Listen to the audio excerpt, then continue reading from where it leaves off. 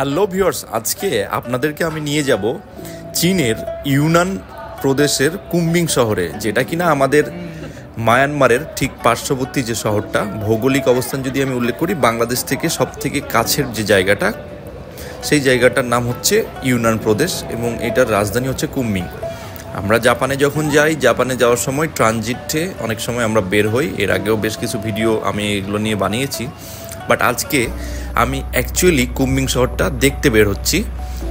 So কুম্বিং শহরে যে টাইমে কখনো থাকতে পারি না, তাই এখন আমরা আজকে, যেহেতু রাত এখনো বেশি হয় নাই, মানে এটা ঢাকা থেকে যাবার পথে ফ্লাইট, সো ভাবলাম যে কুম্বিং শহরটা একটু ঘুরে ফেলি। আর রাতের বেলা হলেও আমি ঘুরতে চাই, কজ দিনে টাইম পাওয়া যায় না, যতটুক দেখা যায়। সো ওই মোতাবেক আমরা আমাদেরকে ঘুরিয়ে দেখাবে একজন, এবং সে বাংলা পারে। তোমার নাম কি? পিল। পিল, কেমন আছো তুমি? ভালো আছো? সো সে হচ্ছে বাংলাও যেহেতু পারে, খুব ভালো হবে। জাস্ট রাতের বেলা তো আসলে বাইরে খুব একটা দেখা যায় না, বাট যতটুক পারা যায় আর কি। কত কিলো হবে? 30 কিলো হবে। পুরা বাংলা ফ্লুয়েন্ট সে বলে, অল্প অল্প বলে না, অল্প অল্প বলে। খুব ভালো যে কুম্বিং দেখতে হলে এই হোটেল থেকে, হোটেলের বাংলাদেশি ভাইরা, যে দানিশ ভাই আর সাদিক ভাই, ওরা হচ্ছে আপনার বিজি এখন কাস্টমারকে নিয়ে, সো আমাকে ওকে দিয়ে দিছে, ও হচ্ছে ঘুরে টুরে দেখাবে আমাকে। কুম্বিং এর রাতের ভালো ভালো জায়গা নিয়ে চলো। হ্যাঁ, ও হচ্ছে এদের সাথে কাজ করে অনেক বছর ধরে। কত বছর ধরে কাজ করো ওদের সাথে? 18 বছর ধরে কাজ। তোমার বয়স কত?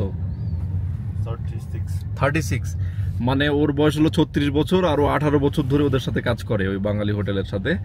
সো ও 18 বছর থেকে কাজ করে, এই জন্য 18 বছর থেকে কাজ করতে করতে, বাঙালি ক্লায়েন্টের সাথে ডিল করতে করতে, কাস্টমারের সাথে ডিল করতে করতে সে বাংলা মোটামুটি শিখে গেছে। কুম্বিং এয়ারপোর্টের পাশেই আমরা ট্রানজিটের হোটেলে থাকি, কিন্তু এই কুম্বিং শহরটা ওইখান থেকে প্রায় 30 কিলোমিটার, মানে 30 কিলোমিটার দূরে। বাট যেহেতু মডার্ন হাইওয়ে আছে, সো যাইতে খুব বেশি টাইম লাগে না। জাস্ট আপনি যদি একটু খরচ করেন, তাহলে দেখা যাচ্ছে আপনি এই ট্রানজিট ভিসাতেই কুম্বিং শহরটা ঘুরে ফেলতে পারবেন। হাইওয়েতে ওইখান থেকে যেতে মাত্র 30 মিনিট লাগে এবং আপনি ব্যাকও করতে পারবেন। আমাদের টাইম স্বল্পতার কারণে আমরা জাস্ট রাতেই ট্যুরটা দিছি।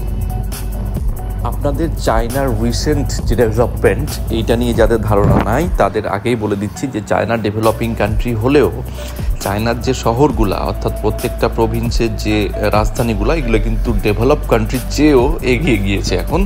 অর্থাৎ বিল্ডিং, মার্বেল পাথরের বিল্ডিং, চতুর্দিকে লাইট থেকে শুরু করে রাস্তাঘাট, ওভারঅল যে স্ট্রাকচার, এইটা আমার দেখা মতে এখন পর্যন্ত সবচেয়ে ওয়ান অফ দ্য বেস্ট বলতে পারেন। যে সব কিছু বড় বড় এবং ওরা জায়গা নিয়ে করছে, এবং আগের যত ভুল ছিল সবগুলা তারা ঠিকঠাক করেই করছে, এবং টেকনোলজির সবচেয়ে বেশি ইউজ হয় এই চায়নাতেই আমার দেখা মতে। যদিও জাপানের টেকনোলজি বেশি আমরা মনে করি, কিন্তু জাপানের থেকে এখন কিন্তু চায়না কম না, মানে অনেক ক্ষেত্রে দেখবেন চায়নাতে অনেক নতুন নতুন জিনিস ইউজ হচ্ছে। সো রাত হলেও এখানে নাইট লাইফ বেশ জমকালো। আপনারা দেখতে পাচ্ছেন যে মার্কেটগুলা এবং ওয়াকিং স্ট্রিটগুলা খুবই বেশি জাঁকজমকপূর্ণ, আর স্পেশালি স্ট্রিট ফুডের দোকান প্রচুর বেশি।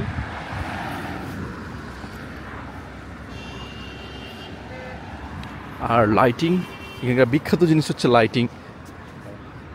লাইটিং খুব বেশি। আর এইটা আমরা যাচ্ছি এখন একবারে ট্রেডিশনাল মার্কেটের মধ্যে, না এটা হচ্ছে একবারে চাইনিজ ট্রেডিশনাল শপিং মল।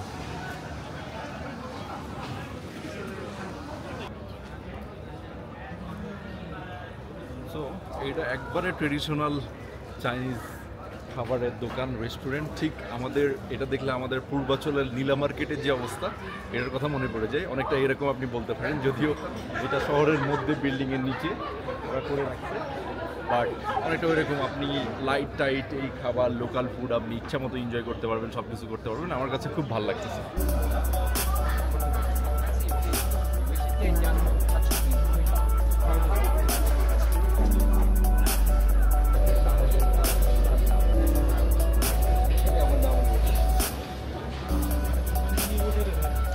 মানে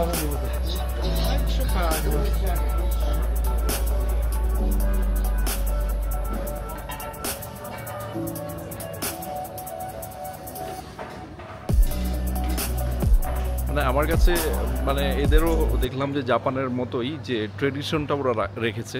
যেমন ধরেন এই বিল্ডিং, বড় বড় বিল্ডিং, আমার এখানে এগুলো কিন্তু অনেক বড় বড় বিল্ডিং অ্যাপার্টমেন্ট, বাট এটা নিচেই আবার ঠিক ট্রেডিশনাল খাবারের দোকান, ফুড কোর্ট। ডিজাইনটাও একবারে ট্রেডিশনাল রেখেছে। এই জিনিসটা আমার কাছে খুব ভালো লাগলো। যদিও খাবার, সবগুলো খাবার আমরা খেতে পারবো না, এখানকার ম্যাক্সিমামই আমরা খেতে পারবো না।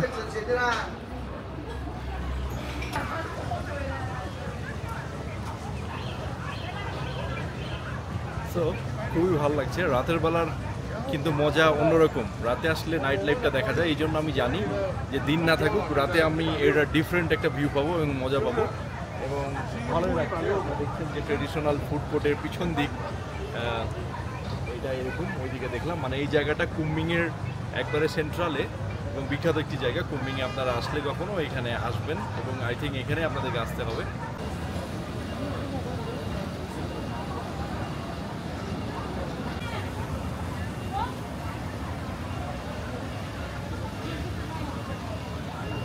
চায়নাতে সব কিছু আপনারা লাল লাল দেখবেন, ঠিক আছে? এটার কারণ হচ্ছে লাল হচ্ছে এখানকার হ্যাপিনেসের প্রতীক। জাপান, চায়না, কোরিয়া এগুলোর মধ্যে পার্থক্য খুঁজতে হলে আপনার এটা একটা বড় সিম্বল যে বিল্ডিং টিল্ডিংয়ে বা বিলবোর্ডে দেখবেন শুধু লাল। যদি লাল দেখেন তাহলে এটা ইদার চায়না বা নর্থ কোরিয়া।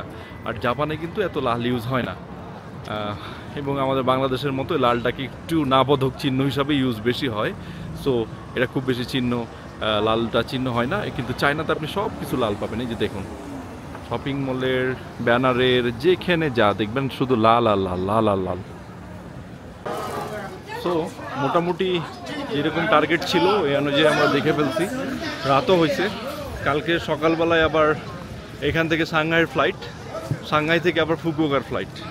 সকাল মানে 7:30টার দিকে যেহেতু ফ্লাইট, অনেক সকালে বের হতে হবে, কারণ চায়নার ডোমেস্টিক ফ্লাইটগুলোতে অনেক বেশি লোক থাকে।